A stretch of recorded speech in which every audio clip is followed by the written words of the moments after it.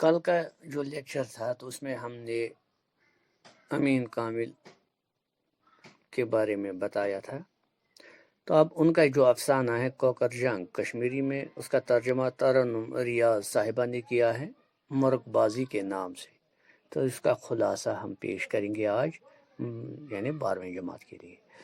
مرغ بازی امین کامل کا ایک بہترین سماجی افسانہ ہے. یہ افسانہ اصل میں انہوں نے کشمیری زبان میں کوکر جنگ کے نام سے لکھا ہے، اور کشمیر کی ایک مشہور ناول نگار ترنم ریاض نے اس کا ترجمہ اردو میں مرغ بازی کے نام سے کیا ہے. اس افسانے میں امین کامل نے مرغ بازی کو موضوع بنا کر دیہاتی خواتین کی نفسیات کی دلچسپ عکاسی کی ہے. یہ افسانہ شہمال، مریل جانی، سفید مرغا، سرخ مرغا اور غلام خان وغیرہ کرداروں پر مشتمل ہے. تمام افسانہ شہمال اور مریل جانی کی کھینچا تانی اور رسا کشی کے ارد گرد گھومتا ہے. دونوں کردار ایک دوسرے کو نیچا دکھانے کے لیے ہر وقت تیار رہتے نظر آتے ہیں. شہمال اگرچہ فطرتاً شریف اور نیک عورت ہیں، لیکن مریل جانی کے طنزیہ الفاظ نفسیاتی طور پر اسے مجروح کر کے رکھ دیتے ہیں، اور وہ بھی اپنے وقار کو برقرار رکھنے کے لیے مرغے کو گھر میں لانے کے لیے مجبور ہو جاتی ہے. مریل جانی بد زبان عورت کے طور پر افسانے میں شامل ہے اور اس کی زبان کینچی کی طرح چلتی ہے. اور جب شہمال کے صحن میں نیا مرغا دیکھتی ہے تو وہ حسد سے جلنے لگتی ہے اور شہمال کے مرغے پر ہمیشہ طنز کرتی رہتی ہے. شہمال کا مرغا جب رات کے وقت بھونک دیتا ہے تو وہ سخت پریشان ہو جاتی ہے کہ اگر مریل جانی کو اس بات کا پتہ چلا تو اسے اور تانے سننے پڑیں گے.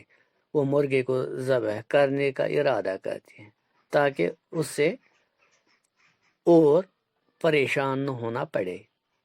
لیکن جب مرغ بازی کے دوران شہمال کے سفید مرغے نے مریل جانی کے لال رنگ کے مرغے کو شکست دے کر بھگا دیا تو اس کا سر فخر سے اونچا ہو گیا اور وہ اپنے مرغے کی بہادری پر ناز کرنے لگی. مریل جانی یہ خلاف توقع منظر دیکھ کر اپنا منہ بند رکھنے پر مجبور ہو گئی. اس افسانے سے ہی سبق ملتا ہے کہ انسان کو بااخلاق ہونا چاہیے اور چھوٹی چھوٹی باتوں پر ایک دوسرے کو نیچا دکھانے کی کوشش نہیں کرنی چاہیے. اور اب دیکھیے اس افسانے کا اسلوب کیا ہے. یہاں اس کی کہانی میں جو کشمیری عورتوں کی سوچ، گھریلو زندگی، مقامی ماحول، ایک دوسرے پر طنز کسنا، طنز کے تیر چلانا، پھر ان چھوٹی چھوٹی باتوں پر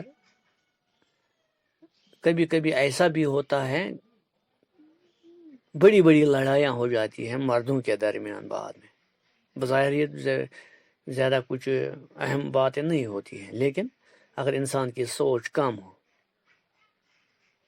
حسد دل میں زیادہ ہو، تو پھر ان چھوٹی چھوٹی باتوں سے بھی بڑی بڑی لڑائیاں ہو جاتی ہیں. تو اس لیے افسانہ تو ٹھیک ہے، اس میں یہ چیز، لیکن ایک یہ بھی ہے کہ انسان کو سوچنا چاہیے کہ گھریلو سطح پر جو یہ چھوٹے معاملات ہوتے ہیں تو ان پر ٹھنڈا دلی سے صبر کے ساتھ سوچنا چاہیے، نہ ایک دم انسان اٹھے اور لڑائی جھگڑا شروع کرے. شکریہ.